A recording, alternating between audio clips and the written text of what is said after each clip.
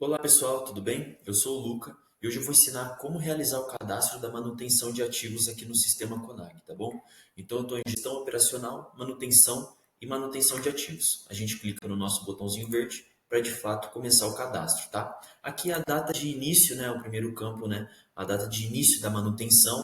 A gente pode colocar a data de hoje como exemplo, a data do pagamento, e logo abaixo a gente tem o primeiro campo que a gente deve preencher, né, com a categoria. E se a gente colocar aqui, por exemplo, a categoria de manutenção corretiva, vai puxar para a gente um outro campo da subcategoria, né, dessa manutenção, que são cadastros que a gente deve realizar anteriormente, né, a esse cadastro da manutenção. Então, justamente aqui em categoria da manutenção, tá? Em gestão operacional também, que é justamente se a gente vier aqui, né, para preencher a categoria da manutenção, a gente tem a manutenção preventiva, a manutenção corretiva, que é justamente as categorias que foram cadastradas, né? Se a gente colocar aqui, por exemplo, a manutenção corretiva, vai abrir para a gente a subcategoria troca de motor, que é justamente, né, a subcategoria, a única subcategoria que está vinculada, né, que está cadastrada dentro da categoria manutenção corretiva, tá? Então, são campos que a gente deve cadastrar primeiro, né, e para só depois cadastrar a manutenção de fato, tá? E então a gente tem também logo abaixo o serviço finalizado, sim ou não, também é um campo obrigatório. Se a gente marcar como sim, vai abrir o campo, né, da data da finalização, e se não, vai pedir para a gente o motivo da pendência, certo? Que a gente pode colocar como sim, finalizado, e a data de hoje. Próximo campo seria o mecânico, né, o fornecedor, ou seja, quem realizou essa manutenção. Também é um campo que a gente deve cadastrar a entidade fornecedora, né, antes de realizar esse cadastro da manutenção, que pode ser uma manutenção, pode ser um fornecedor interno, né, um funcionário, ou um fornecedor externo. Como isso impacta no custo do ativo, né?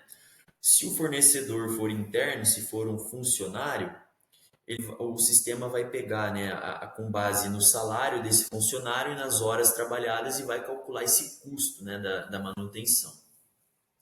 E se for um fornecedor externo, se for um fornecedor contratado para realizar essa manutenção, o sistema vai considerar, né, o que a gente informou que a gente pagou para esse fornecedor. Então aqui a gente pode colocar o fornecedor aleatório como exemplo, que é o número do pedido, né, como o fornecedor identifica esse pedido dessa manutenção, a quantidade de horas de serviço, né, o ativo que a gente está, né, realizando essa manutenção, que também é um cadastro que a gente tem que ter, né, previamente.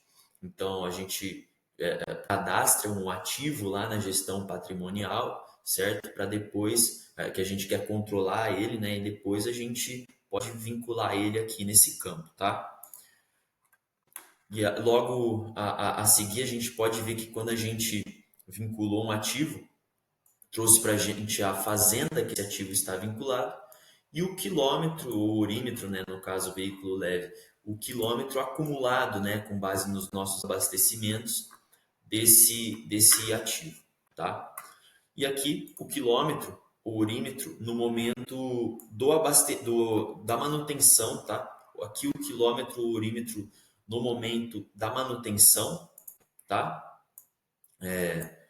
Que a gente pode informar, por exemplo, que foi 61 mil.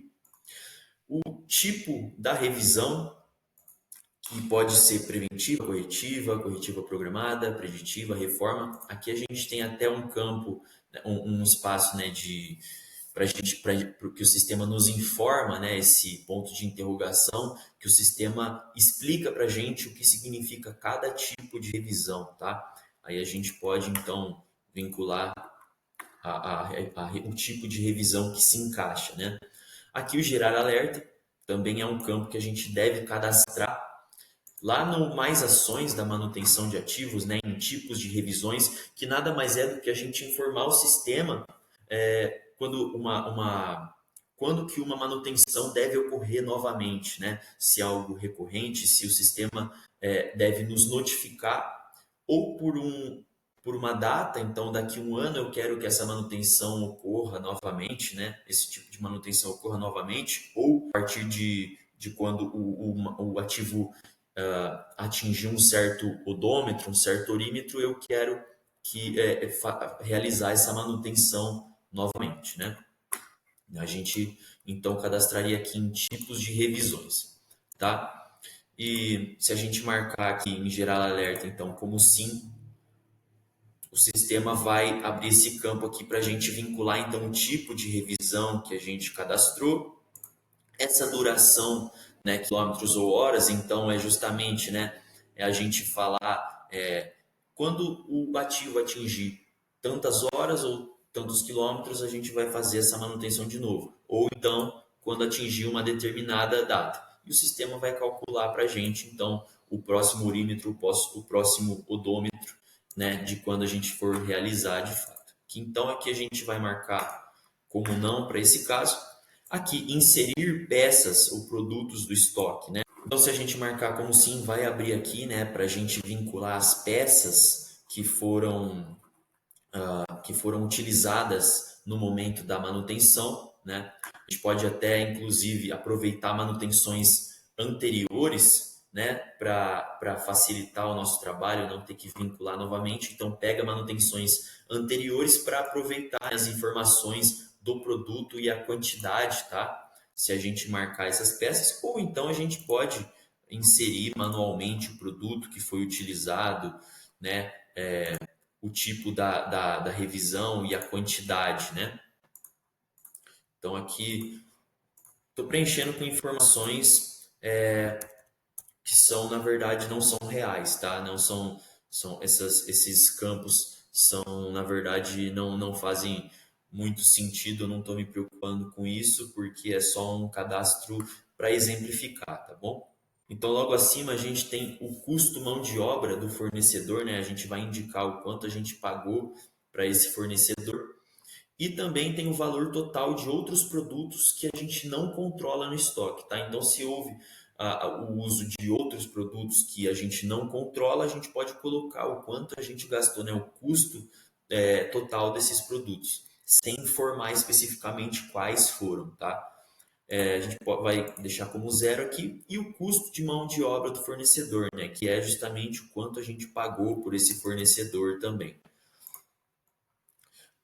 E por último, né, a gente tem inserir rateio gerencial, que a gente pode especificar então aqui, né, o rateio por unidade de negócio, plano de contas, fazenda, atividade, todos os campos também que a gente deve cadastrar antes, né, para a gente poder fazer o vínculo nesses campos, e as suas respectivas porcentagens, né, que a gente pode colocar como não, e de fato salvar, né, esse cadastro. Ele vai vir aqui para a nossa grid, então, com todas as informações. A gente pode dar, então, detalhes, né, de todas as informações e os itens, né, os produtos utilizados também nessa manutenção. Tá bom? Espero que tenha ficado claro. O vídeo de hoje foi esse, cadastro de manutenção de ativos. Qualquer dúvida, não hesite em entrar em contato com a gente. Muito obrigado pela atenção e até o próximo vídeo.